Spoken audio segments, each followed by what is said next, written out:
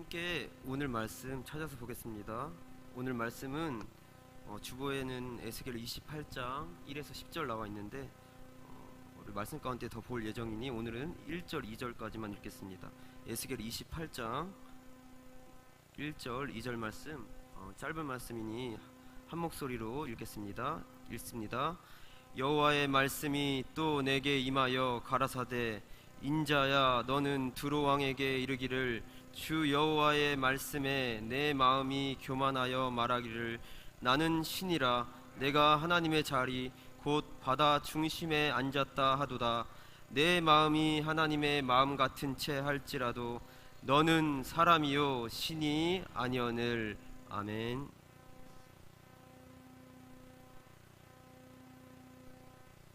하나님과 같이 되어라는 말씀을 전하겠습니다. 어떤 영화를 제가 보았습니다. 국내는 물론이거니와 해외에서 극찬하였다는 한국 영화였습니다. 그런데 기대했던 것과는 달리 영화의 스토리 그리고 인물 내용 등이 다 제 기대에는 못 미치는 그런 작품이었습니다. 그러나 영상미나 어떤 외적인 부분에서는 참 그래도 나름 볼만했다라는 영화였습니다. 그런데 그 영화를 보다가 어느 한 대목에서 제가 머리를 쿵 하니 맞은 그런 느낌이 든 장면이 있었습니다. 말씀드리자면 그 영화의 주연이 아니고 조연이었던 한 배우, 그 캐릭터를 맡은 배우가 있었습니다.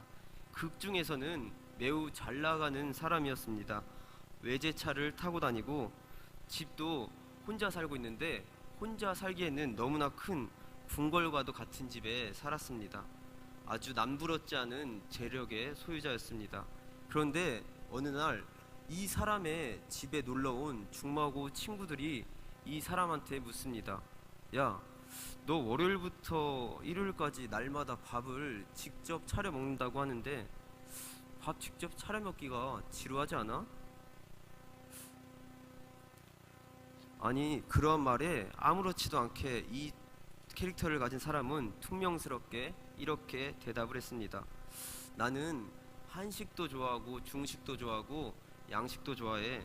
그래서 스스로 한식 차려 먹을 때도 있고 중식 차려 먹을 때도 있고 양식을 해서 그런 스타일로 차려 먹을 때가 있어. 굳이 밥을 챙겨 먹지 않는다고 해도 아침과 저녁은 브런치 같은 걸로 때우기도 해. 그래서 그런 말에 옆에 있던 중마고 친구가 이렇게 그 재력가에게 말을 했습니다. 야, 나라면 차라리 밖에서 사 먹든가 굴든가 하겠다. 귀찮아서 어떻게 매일 해 먹냐? 그러자 이 캐릭터를 가진 사람이 이렇게 말했습니다.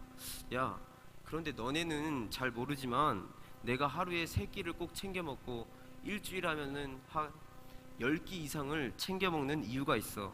난 나에게 음식을 대접하는 거야. 뭐 예를 들면 옛날에 조상들이, 어르신들이 집에서 자기 조상들한테 제사 지낼 때 향 피우면서 음식을 고이 준비해서 올려드린 것처럼 난 나에게 음식을 차리는 거야. 음식으로 나 자신을 숭배하는 거지. 뭐 음식뿐만이 아니라 옷 입는 것도 그렇고 아무튼 먹는 것, 입는 것, 자는 것 모두가, 내 삶의 모든 것이 다 내 스스로 나에게 제사 지낸 것과도 같이. 그런 말을 옆에 있던 중마고 친구가 극중에서 듣고 이렇게 말했습니다. 야, 너 참 별나다. 듣고 보니 그런데 얼추 맞는 말인 것 같기도 하네. 자기 자신에게 음식을 바친다. 자기 자신에게 제사를 지낸다. 참 신기한 놈이구나. 이러한 그게 내용이었습니다. 제가 이 부분을 보고 머리가 띵하니 맞은 충격이 있었습니다. 혹시 여러분은 어떻게 생각하셨나요? 자기 자신에게 제물을 바친다, 자기 자신을 숭배한다, 말이 되는 이야기라고 생각하시나요? 이제껏 어떠한 것을 숭배한다는 건 사실 조상이나 우상 혹은 돈이나 재산 따위를 숭배한다고만 생각했지, 자기 자신을 숭배한다는 것, 저는 거기까지는 가보지 못했던 것 같습니다. 그런데 이 극 중에서 이 배우가 연기한 캐릭터, 그것을 보면서 이 캐릭터가 저한테 얘기하는 듯 보였습니다. 내가 신이다. 내가 하나님이다. 그리고 문득 저에게 이렇게 들려왔습니다. 너도 그런 적이 없느냐? 우리가 한번 말씀을 보면 좋겠습니다. 창세기 3장을 보면 여러분 어떠한 내용이 나옵니까? 창세기 3장의 1절에서 5절 말씀, 우리 뜨는데 말씀을 보시면 이제 아담과 하와 그리고 뱀이 등장하는 모습이 보입니다. 여기서 1절부터 5절까지 우리가 한 절씩 한번 교독했으면 좋겠는데 제가 먼저 1절 읽겠습니다. 여호와 하나님이 지으신 들짐승 중에 뱀이 가장 간교하더라.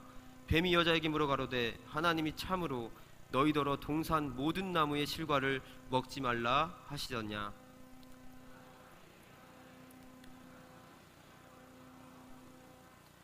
동산 중앙에 있는 나무의 실과는 하나님의 말씀에 너희는 먹지도 말고 만지지도 말라 너희가 죽을까 하노라 하셨느니라.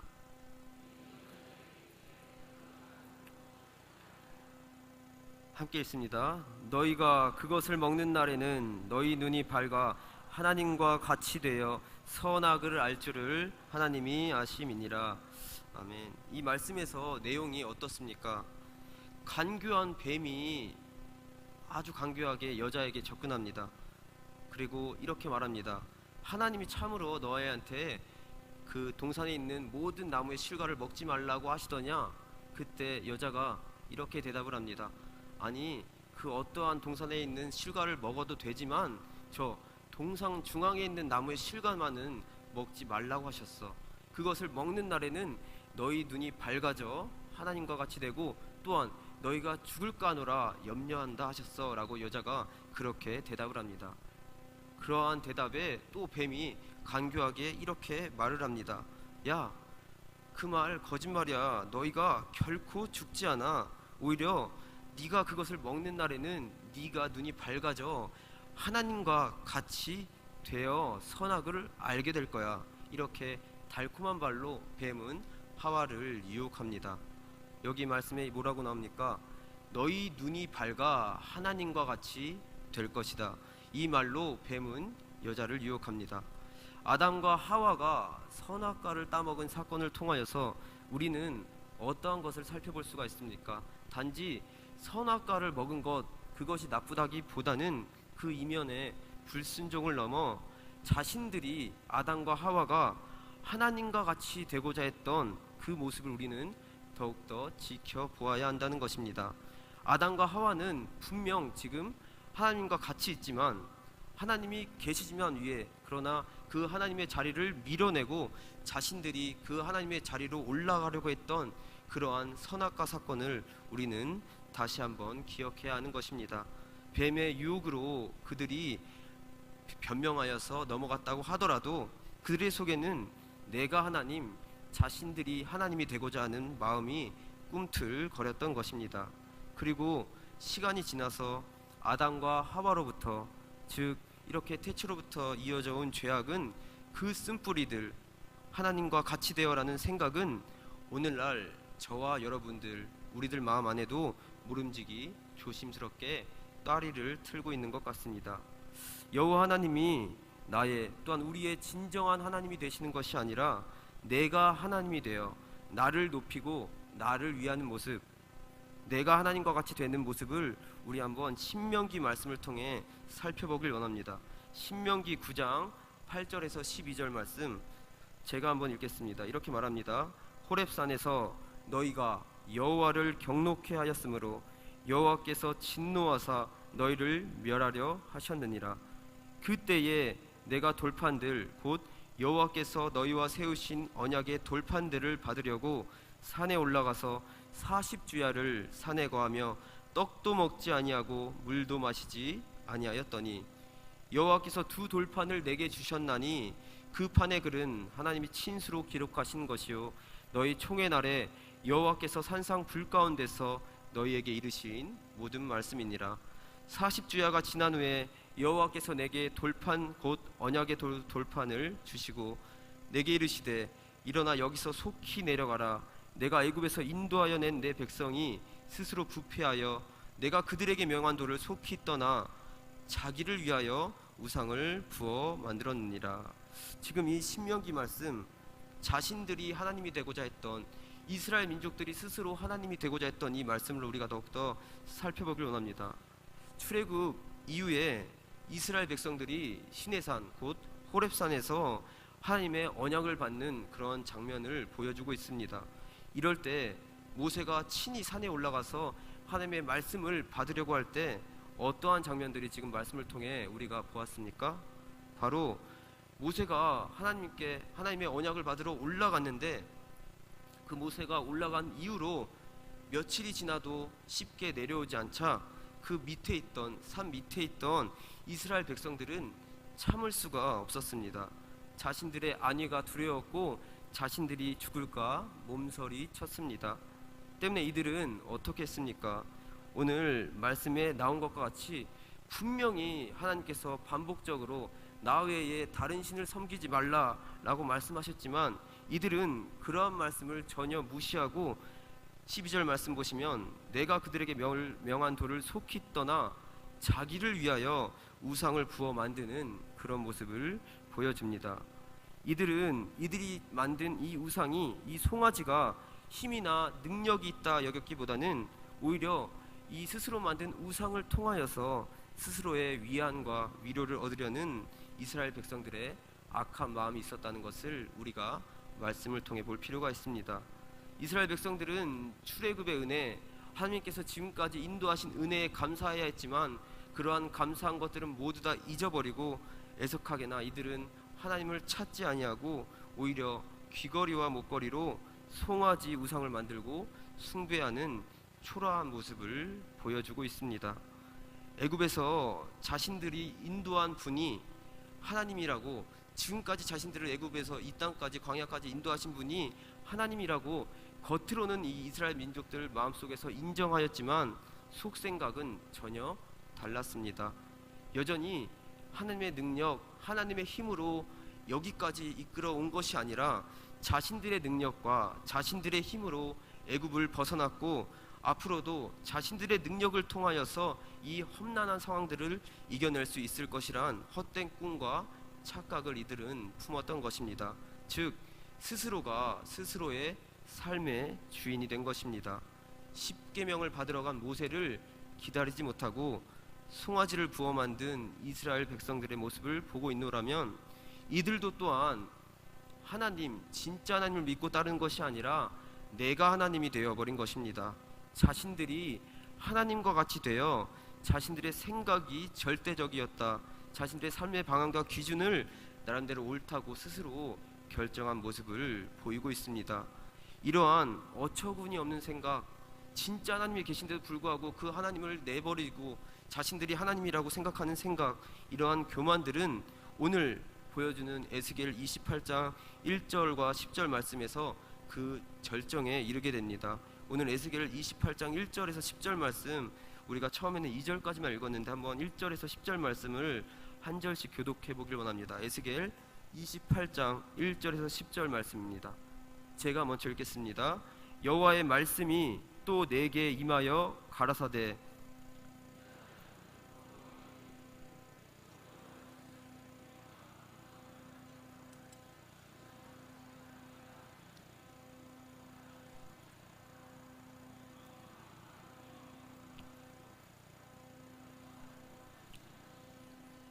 내가 다니엘보다 지혜로워서 은밀한 것을 깨닫지 못할 것이 없다 하고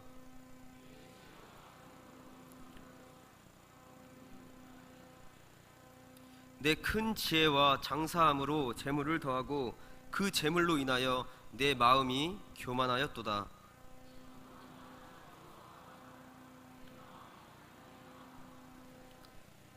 그런즉 내가 외인 곧 열국의 강포한 자를 거느리고 와서 너를 치리니 그들이 칼을 빼어 내 지혜의 아름다운 것을 치며 내 영화를 더럽히며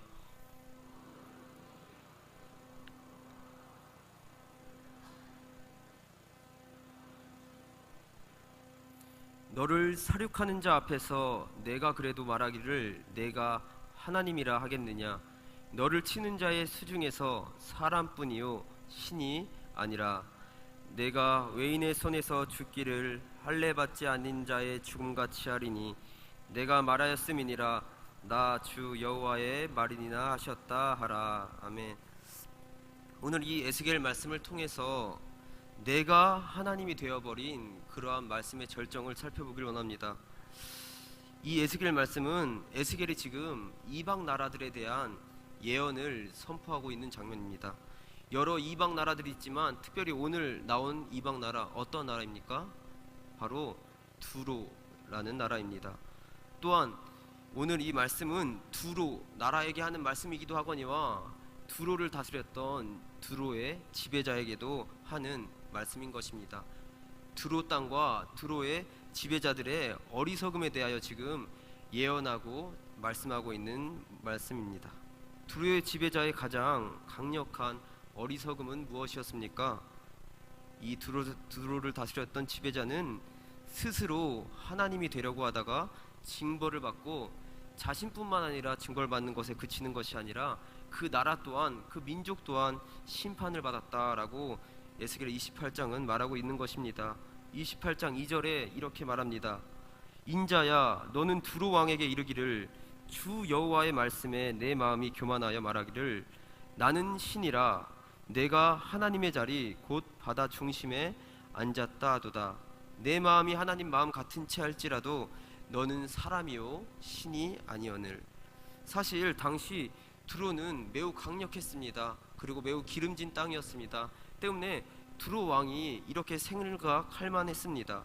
아주 자신들의 땅이 유리한 지리적 위치에 있었고 경제적인 번영과 정치적인 안정이 있었습니다. 그런 나라 가운데 이 나라의 지배자는 왕은 이렇게 생각했습니다. 자신들의 땅이 영원할 줄 알았습니다. 그러나 그렇게 생각하는 두로 땅 그 지배자에게 하나님은 이렇게 말씀하시는 것입니다. 너희 그 두로 땅이 영원히 강대할 것 같으냐? 혹은 그 두로 땅을 그렇게 거대하고 강대하게 만든 것이 바로 네 자신의 능력 같으냐? 네가 왕같이 되어서 네가 왕 같은 능력 때문에 그 땅이 그렇게 변한 것 같으냐? 그래서 네 자리가 지금 하나님의 보좌 같으냐라고 하나님께서 이 두로의 왕에게 지배자에게 되묻고 있는 것입니다. 그러나 하나님은 이 두로의 지배자에게 이렇게 말하고 있습니다.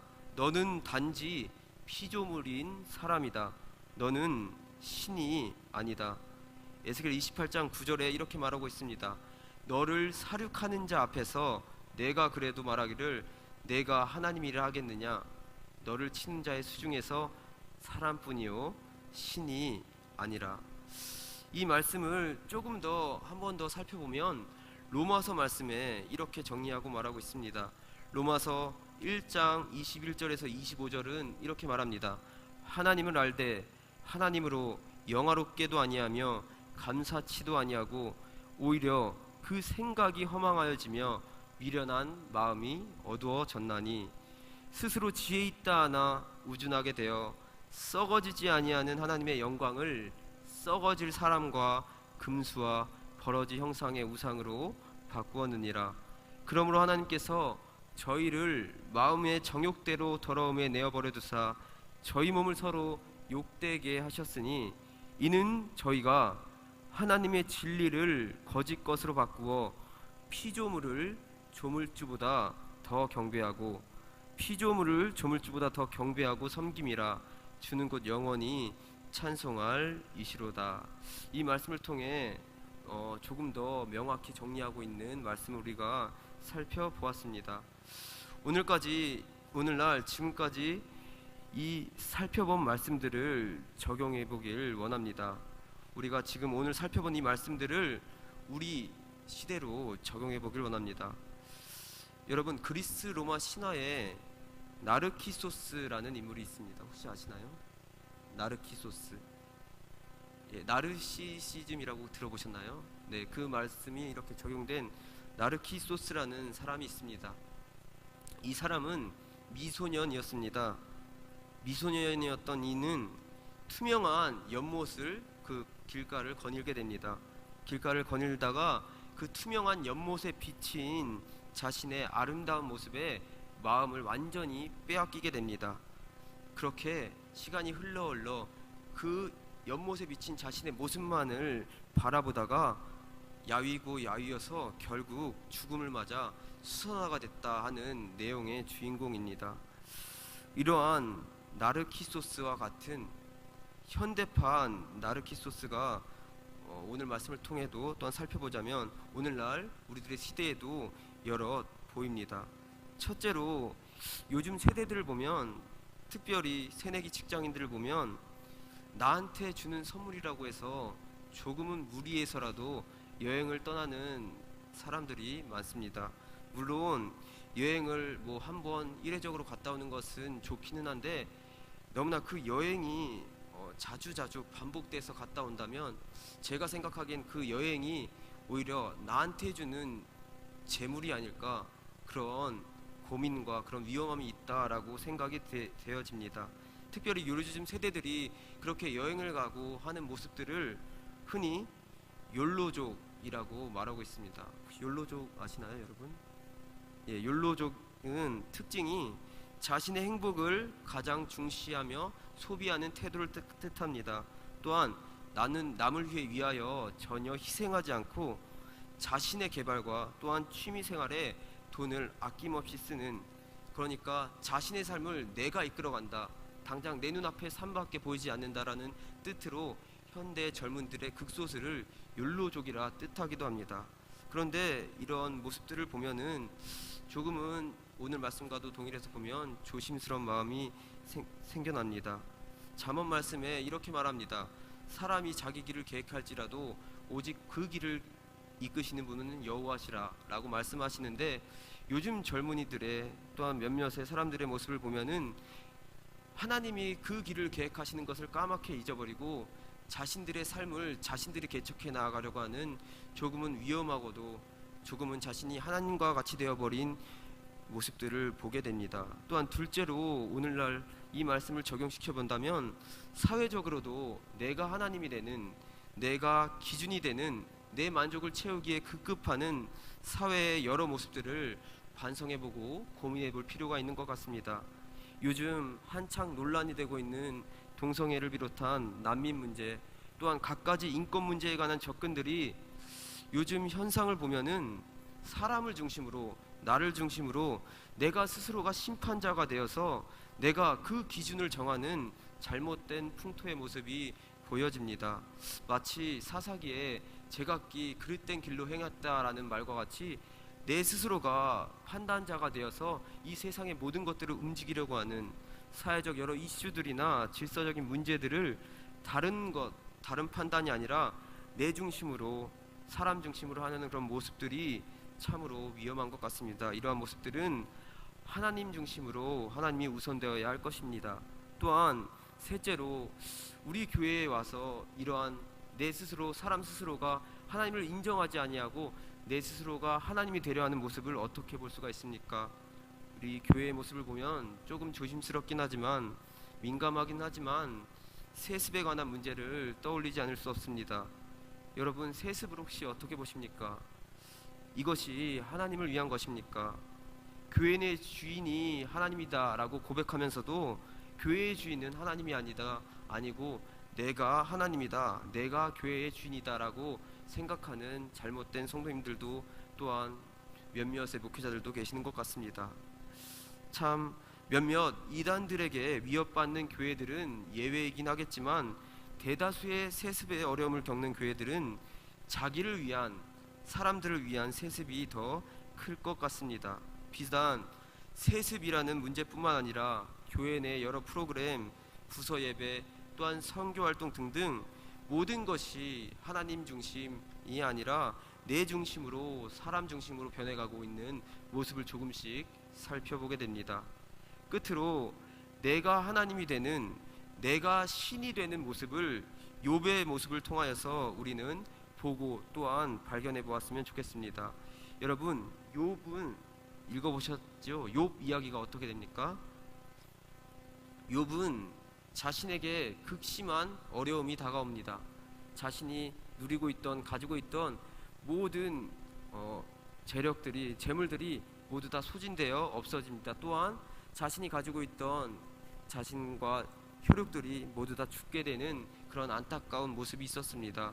그러나 그러한 모습 가운데 욥은 자기 연민에 빠지고 결국은 하나님께 불평하는 모습을 보입니다.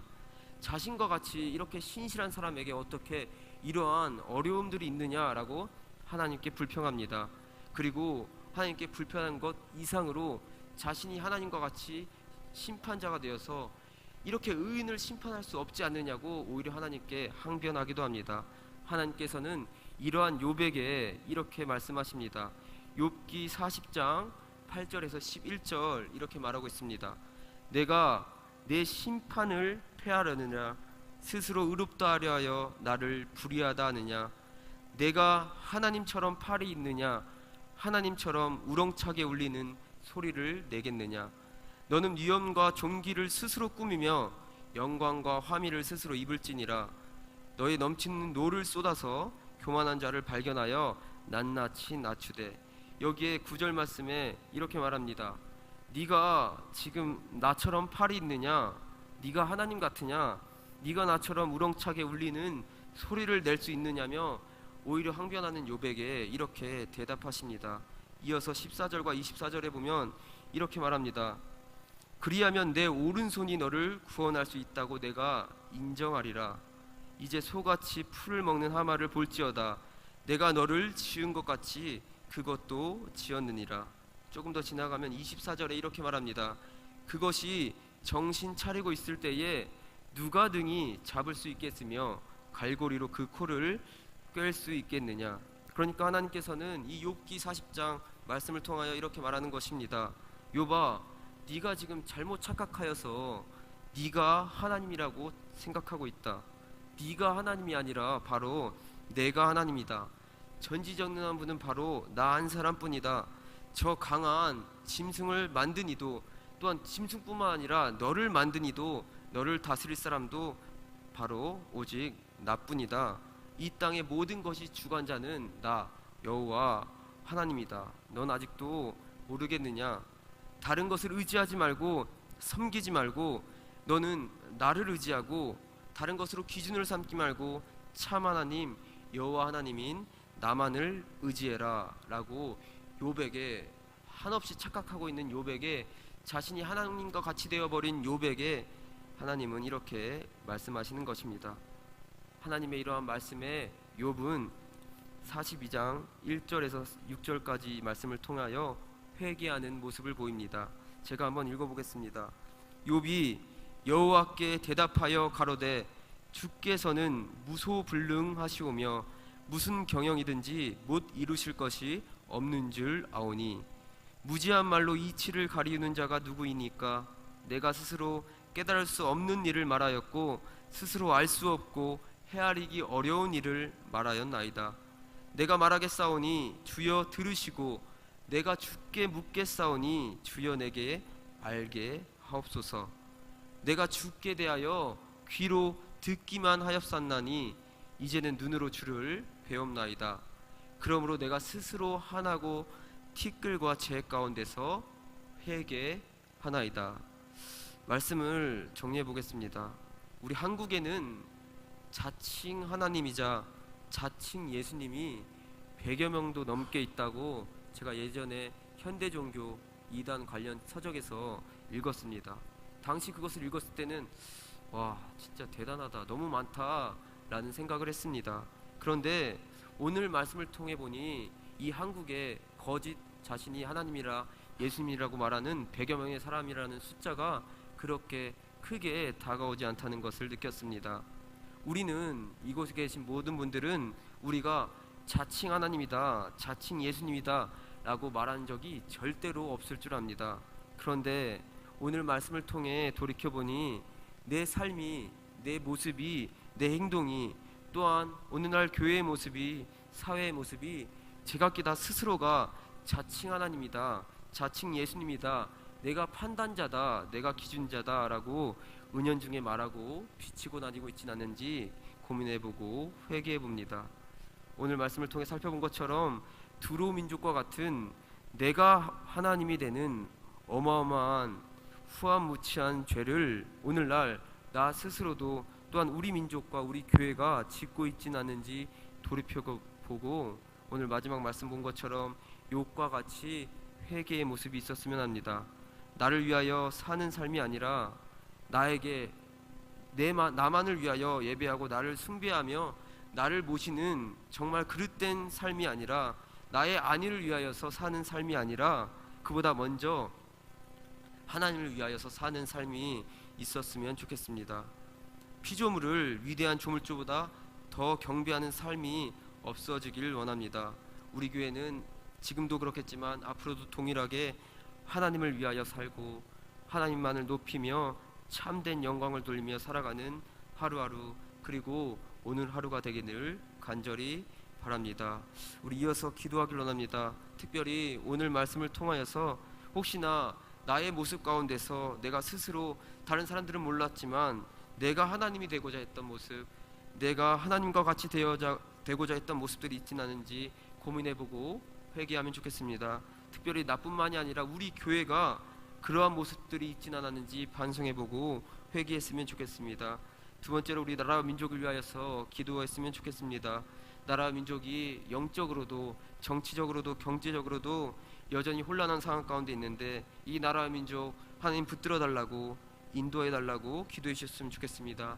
특별히 우리 교회 담임하시는 우리 담임 목사님과 또한 우리 교회 여러 중직자들을 위하여서 한 목소리로 기도해 주셨으면 좋겠습니다.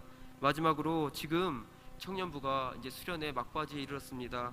아버지, 그 땅 가운데서 우리 청년부 정말 아버지의 말씀을, 복음을 전하는 일에 열심히 감당하고 있는데, 우리 청년부들 조심히 다녀올 수 있도록 함께 이렇게 세 가지 기도 제목 가지고 같이 기도하시겠습니다. 사랑의 하나님 아버지, 감사합니다. 오늘 말씀을 통하여서 혹시나 내가 하나님과 같이 내려있던 마음들이 있었다면 회개하고 용서하여 주옵소서. 아버지, 그러한 마음들 내어버리고 온전히 내가 하나님이 되는 것이 아니라 여호와 하나님만을 진정 하나님으로 섬기며 나아가는 그런 우리 교회의 모습, 또한 성도의 모습이 될 수 있도록 인도하시고 함께하여 주시옵소서. 또한 기도합기는 지금 또한 이 나라와 민족 가운데 기도했습니다. 아버지, 함께하시고 인도하여 주셔서 이 나라와 민족이 다른 헛된 것에 붙들리고 나아가는 것이 아니라 아버지만을 붙들고 나아갈 수 있도록 인도하시고 함께하여 주시옵고, 더불어서 지금 수련회를 하고 있는 우리 청년부 가운데도 함께하여 주셔서 온전히 조심히 사역 마치고 돌아올 수 있도록 한 사람 한 사람 붙들어 주옵고 함께하여 주옵소서. 감사합니다. 예수님의 이름으로 기원하옵나이다. 아멘. 우리 함께 찬송가 357장 한 목소리로 찬송하시겠습니다. 찬송가 357장입니다.